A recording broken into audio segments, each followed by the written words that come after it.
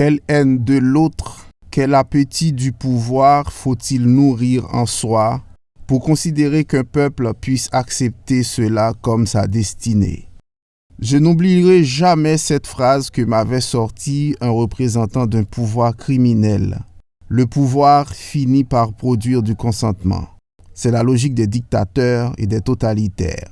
Réprimer, réprimer, faites de la répression un état permanent et les gens finiront par s'y faire.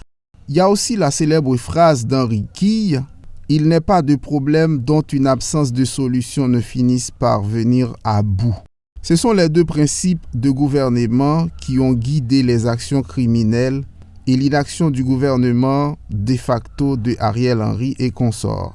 La répression par l'utilisation politique de la police nationale qui est allée jusqu'à tirer sur la population protestant contre la violence des gangs. La complicité avec les gangs installés dans les quartiers populaires et bloque de fait toute organisation politique dans ces quartiers.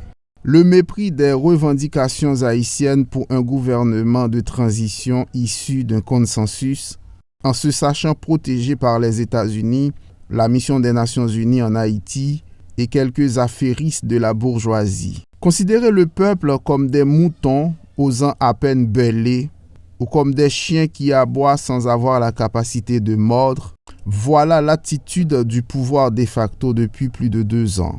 Quelle haine de l'autre!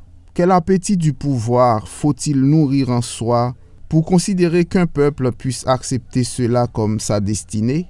Les syndicats, les églises, les professions libérales, la paysannerie, les classes moyennes défavorisées, les artistes et intellectuels, les fonctionnaires, les cadres de l'administration publique, tout ce vaste monde n'est rien et consentira à la perte de sens de l'existence, à vivre tous dans la peur et le plus grand nombre de la pauvreté, à renoncer à son droit de choisir des dirigeants dignes de ce nom. Ce genre de pari de salaud finit toujours par se retourner contre ceux qui l'ont pris. Ce ne sont pas les déclarations farfelues et fascinantes de tels ministres dont on ne sait plus quoi, les magrouilles et trahisons de tels avocats marrons. Ce ne sont pas les déclarations farfelues et fascinantes de tels ministres dont on ne sait plus quoi, les magrouilles et trahisons de tels avocats marrons, les revirements intéressés de tels faux partis politiques sans conviction ni base qui arrêteront l'inévitable. Les peuples finissent toujours par dire « c'est assez » et l'issue n'est jamais belle pour ceux qui sont allés trop loin. Plus ils s'acharnent dans leur logique, plus la fin sera dure pour eux. Toutes les fois qu'on pense condamner un peuple en sursis, on n'est jamais soi-même qu'en sursis.